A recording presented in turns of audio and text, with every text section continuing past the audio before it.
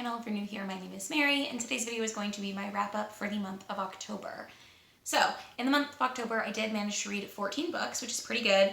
I know if you saw my October TBR, I did not get to all of those books in October, but I did get to other books that were not in October. I read most of these books as part of vlogs, whether it was my October reading vlog or my horror reading vlog, so I will link those vlogs for you so you can watch those.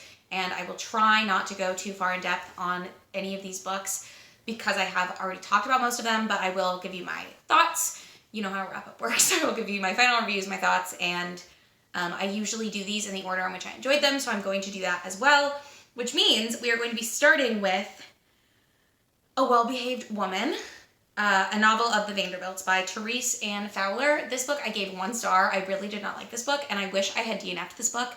I talk about this as part of a vlog, so again, that vlog will be linked. But this book is a sort of, it's historical fiction, but it follows Alva Vanderbilt, but it starts before she marries into the Vanderbilt family, and it talks about sort of why she needed to marry into the Vanderbilt family, because basically her family was previously really wealthy, and then her dad lost their fortune, so she was still in the higher society at the time, but to keep her place in the higher society, she had to marry into something that had money, also to take care of her sisters. And so she married into the Vanderbilt family because the Vanderbilts had a really poor reputation at this time, so they weren't able to have their sons marry people who were more esteemed and wealthy in the community, so it was sort of a win-win for both of them. And then it goes into their relationship and the pitfalls of their marriage and just like a lot of politics at the time. I think the reason that this book heavily focuses on certain aspects is that it heavily focuses on aspects that historically we know happened, which is interesting, but also I found that the most interesting parts of this novel were the least fleshed out, and I would have liked to see more with those parts. But it also has large time jumps in this book, which I understand that you have to do if you want to cover someone's entire life, and this book is not extremely long. It's less than 400 pages. It might even be less than 300 pages. I'm not really sure.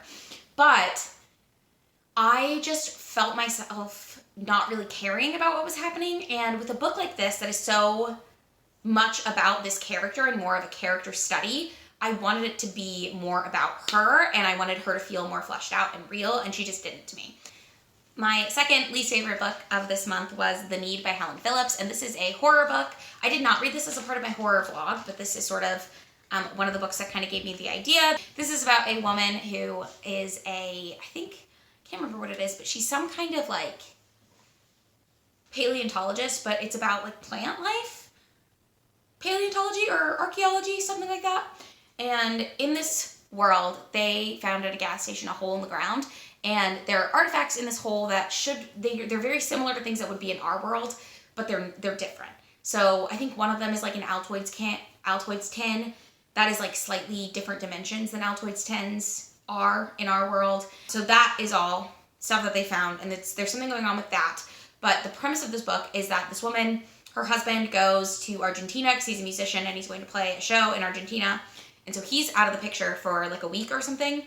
And while he's gone, she has 2 young children, and there's an intruder in their home one day, and the intruder turns out to be like slightly, I don't know, I don't want to give it away, but the whole like premise of the book is that she is trying to like reconcile things with this intruder, and there's just weird stuff happening. I feel like that's a really poor description, but that's all I can really tell you without giving away what I thought was the most important or most interesting part of the book.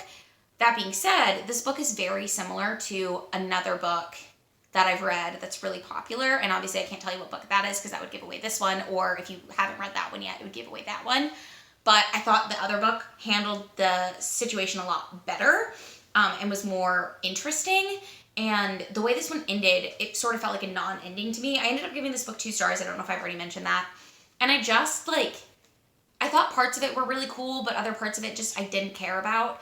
I didn't like the ending, and the horror aspect of this book, a lot of it has to do with like the physicality of motherhood. So like there's a lot of talk about like her breastfeeding and like breast milk and how that works in her body. I've heard that essentially this book, from other reviewers, because I was kind of confused about what happened, other people have said that this book is kind of like a metaphor. They read it as being like a metaphor for motherhood.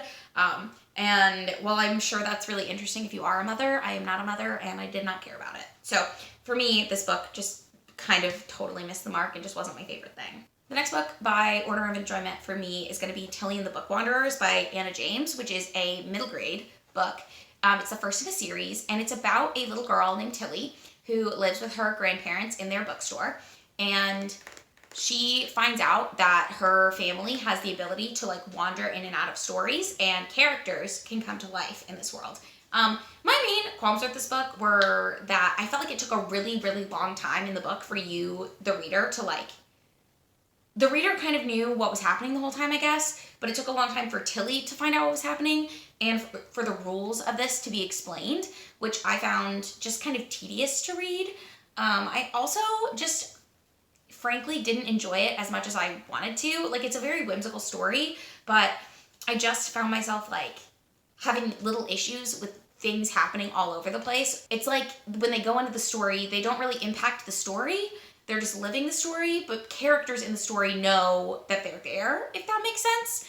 And it just wasn't explained well why their manner of dress wasn't commented on, because obviously they'd be wearing modern clothes and not clothes for the time for when Anne of Green Gables was written, which I think is like late 19th century. So for me, early 20th century? I don't know when Anne of Green Gables was written or set, but I've also never read that. I've only seen the films, so sorry. It just didn't hit the way that I like wanted it to, I guess. And I felt like not enough was explained for me to like be able to commit to the reality of the book, if that makes sense. And obviously, like, it's a whimsical fantasy novel for children, but I still feel like there needs to be some sort of grounding and like explanations for things that seem like they should be like obviously explained, if that makes sense to you. So that book I gave 3 stars. I don't think it was bad by any means. I just don't think it was for me. Next in order of enjoyment, I'm gonna say A Court of Frost and Starlight by Sarah J. Maas, which is a novella set in the ACOTAR world. And so essentially, it's after the first 3 books in ACOTAR, and it follows the same characters from the first 3 books, although it does have multiple perspectives. I can't remember if the ACOTAR series had multiple perspectives, but I think it was always from Feyre's perspective. But A Court of Frost and Starlight does give you a little bit from Rhysand's perspective, and then some of the other like side characters, which is interesting, I guess. I thought this was fun. It's a lot of like, they're getting ready for winter solstice, and so they're trying to find presents for each other, and obviously there's like a lot of trauma because the war has now ended, and so they're trying to like fix their city and all of this different stuff, which I thought was like interesting, kind of pedantic, but that's what I liked about it. I never cared about the plot in the later 2 books in the first trilogy of ACOTAR, but I just never really cared about those books because I didn't really care about like the fairy war. I was never quite clear on what was going on. I just don't think I paid attention enough when I was reading it to really like be invested in it, and also I mostly read it because everyone loves them. So I did enjoy A Court of Frost and Starlight. I thought it was like an enjoyable read, but it's something to write home about. I do think a lot of people really don't like that book because it doesn't really add anything to the story, but I just kind of liked the like low stakes. I liked the character relationships that were sort of explored in it. And I thought it was like a fun time, an easy read. It's like 200 pages. I knocked it out in a night, so it was pretty good. I mean, like, I feel like it's not important to read for the series, but also why not if you care about that series? I don't really care about that series, but I still enjoyed it, so there's that. Next in order of enjoyment is going to be Annihilation by Jeff Vandermeer, which this book probably should have gone lower because I think I ended up giving it 2.5 stars and rounding it up to 3. I didn't like this book very much, but I do think it's like a really interesting concept.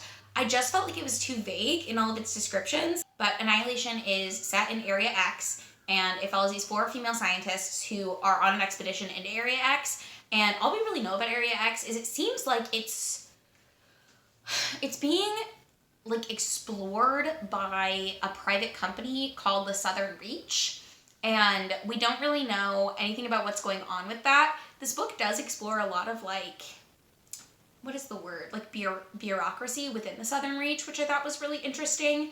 And I've seen the movie. I had seen the movie before, and I watched the movie again afterwards. I prefer the movie to the book because the visuals in the movie are stunning and really horrifying.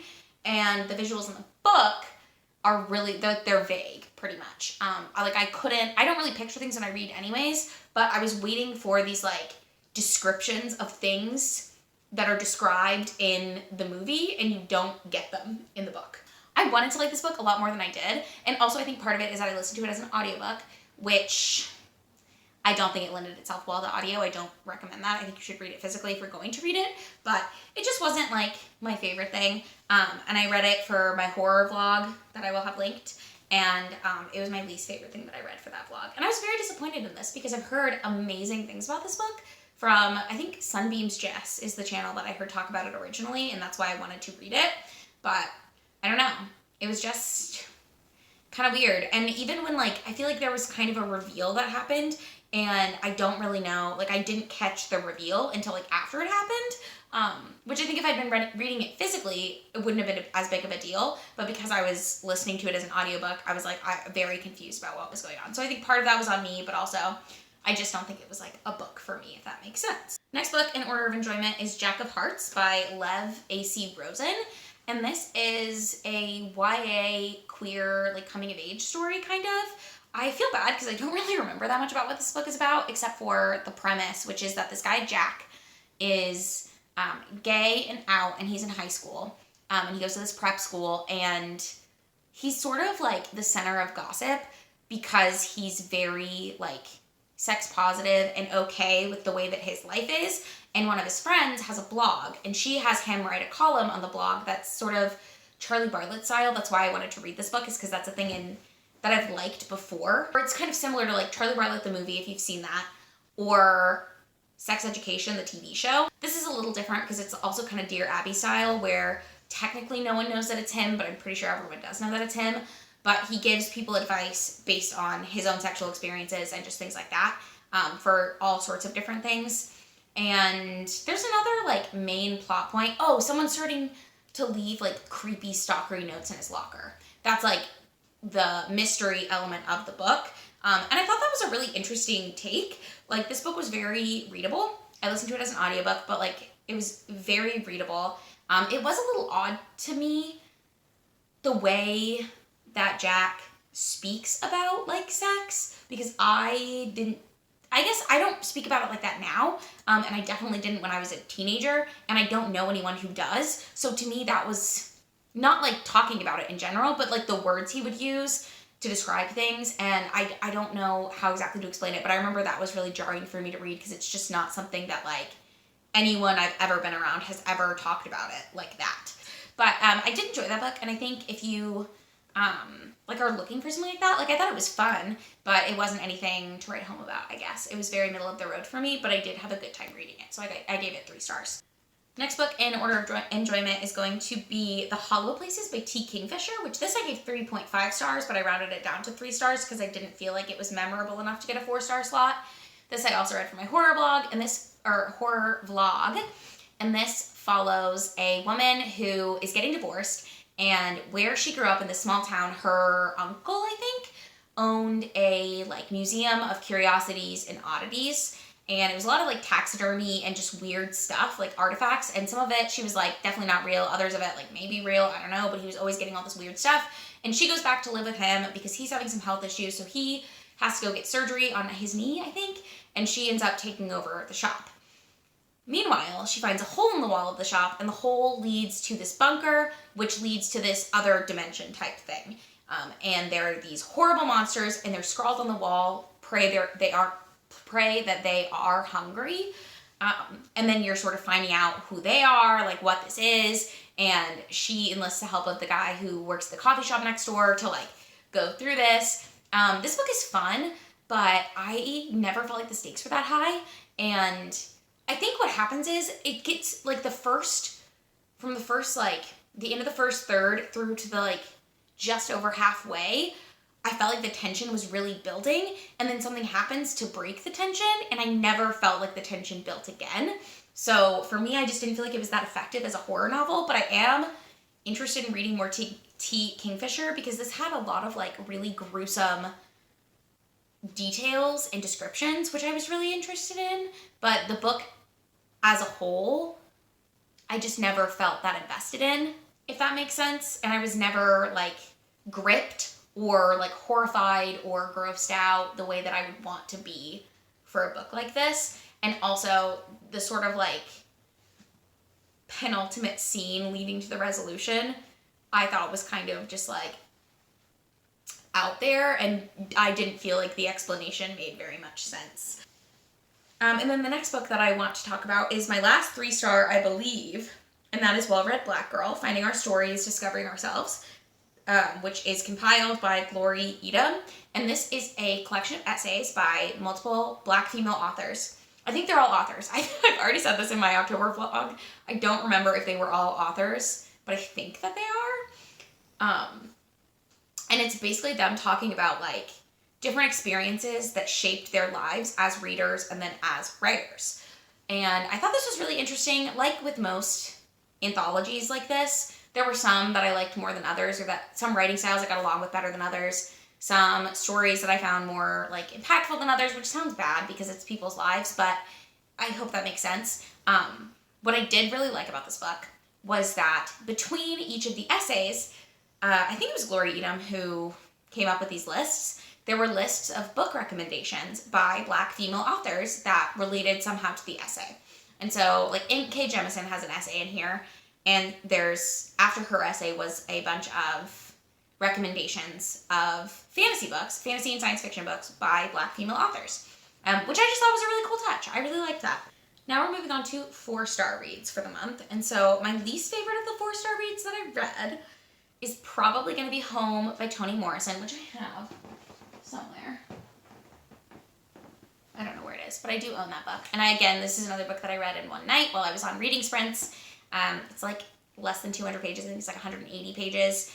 And I really enjoyed this book. It's probably my least favorite Toni Morrison that I've read, but I've only read 3. So it's about this guy whose name is Frank Money, and he's from this town, I think in Georgia.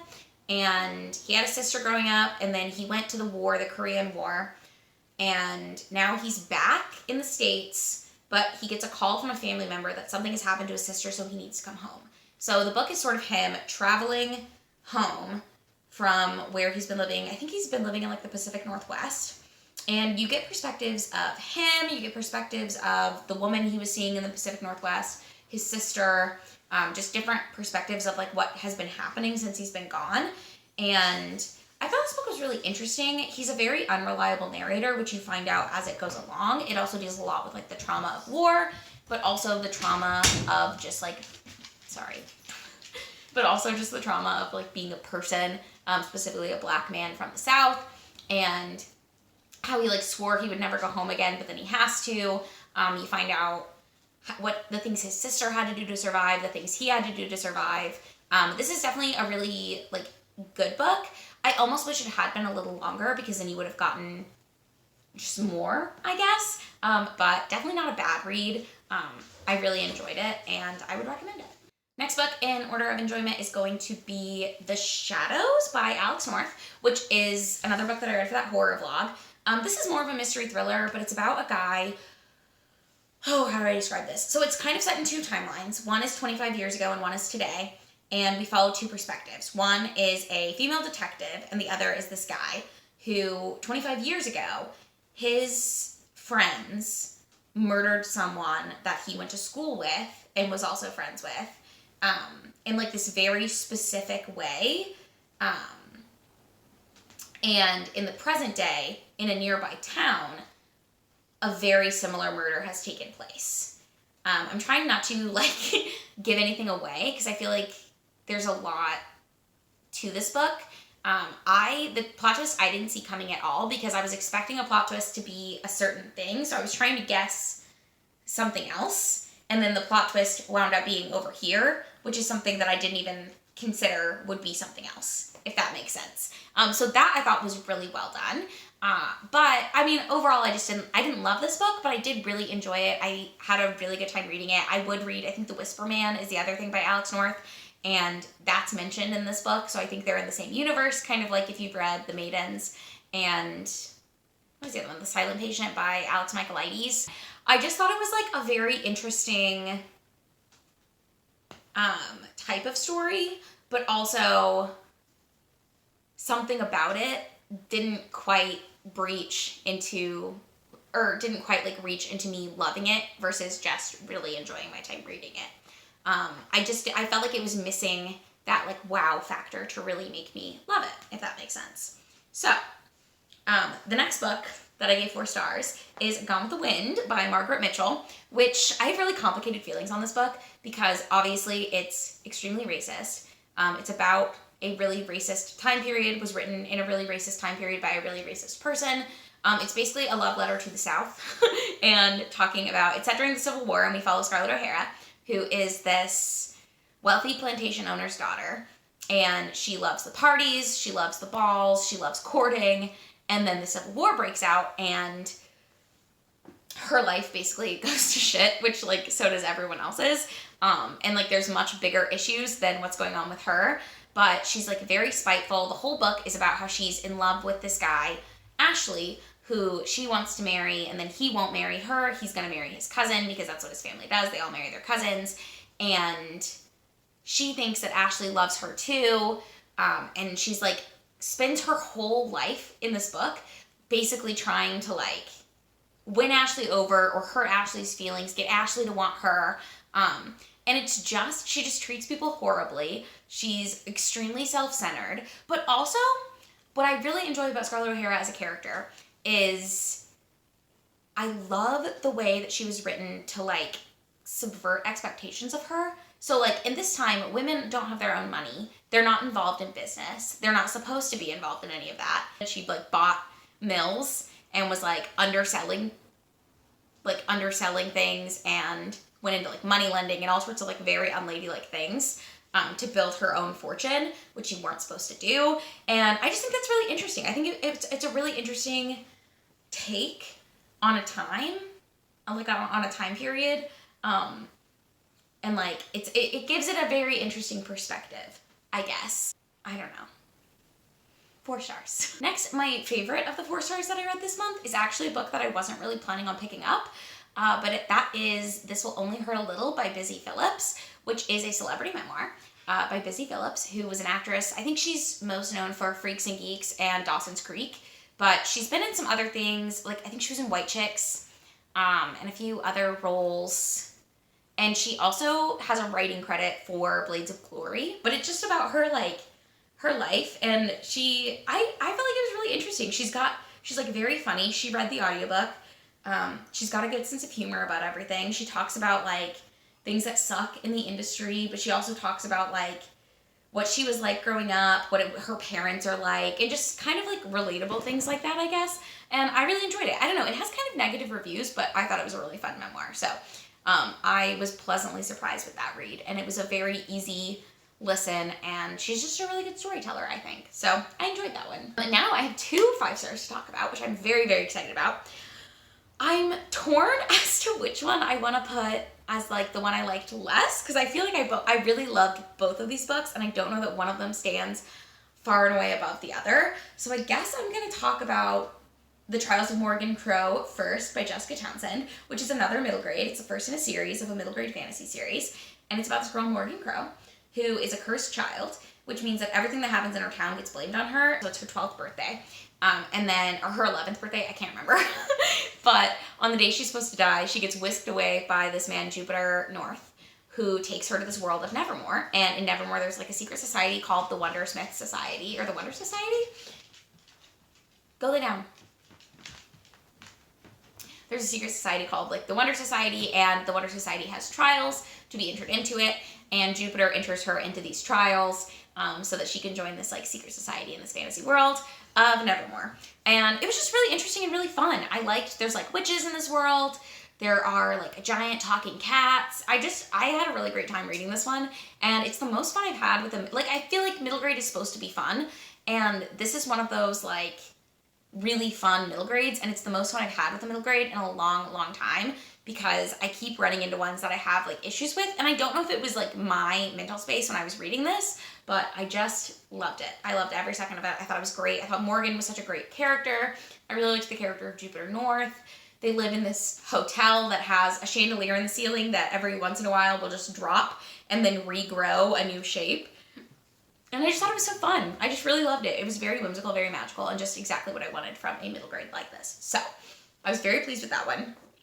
And then the last book that I'm going to talk about, I really hope that I got through all of these. I think I did. The last book that I'm going to talk about is The Year of the Witching by Alexis Henderson, which is the last book, or another book that I read for my horror reading blog.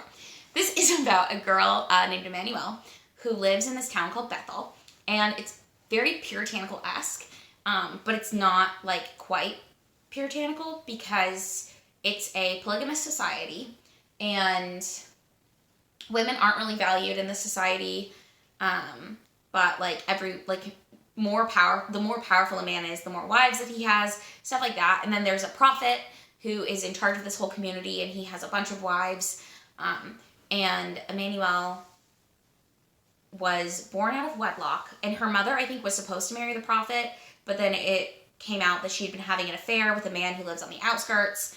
They're called the Outlanders or Outskirters, I can't remember, but when she's pregnant, she flees because she got caught in this affair, and so she goes into the woods, and people aren't supposed to come back from the woods, but Emmanuelle's mother did come back, gave birth to Emmanuelle, and died in childbirth. And so Emmanuelle, again, is kind of a cursed person, or people like treat her, she's very much like the black sheep of her family because she's a different skin color than the rest of her family because her dad is black, and so race plays a role in this society as well, which I thought was really interesting. And then one day Emmanuelle goes into the woods and finds out that the witches aren't just like myths that they tell children, but the witches are real. And then these plagues start happening, and Emmanuelle is trying to get to the bottom of what's going on with these plagues. I don't want to like give away too much because I felt like part of the magic of this book is not knowing what's going on and like how much the magic really exists. But I absolutely love this book. I was so hooked, and like there's so many like really grotesque scenes. Like one of the plagues is that all the water turns to blood, and just something about like the way she would describe the smell of everything and like the rot everywhere, and you would get it on you and you couldn't wash off because it was just blood. And like that is just one example of like how just like disgusting and horrific this book is. But I love that book, and I really want to read, I think House of Hunger is another book by Alexis Henderson that just came out about like vampires maybe, and I really want to read that book too. So those are the 14 books that are in the month of October. Let me know in the comments down below if you've read any of these books and how you felt about them. Also, let me know what you read in October, what your favorite book that you read this month was. If you enjoyed this video, don't forget to give it a thumbs up. You can also subscribe to my channel if you would like. I do try to post 2 videos every single week, and I will see you in my next one.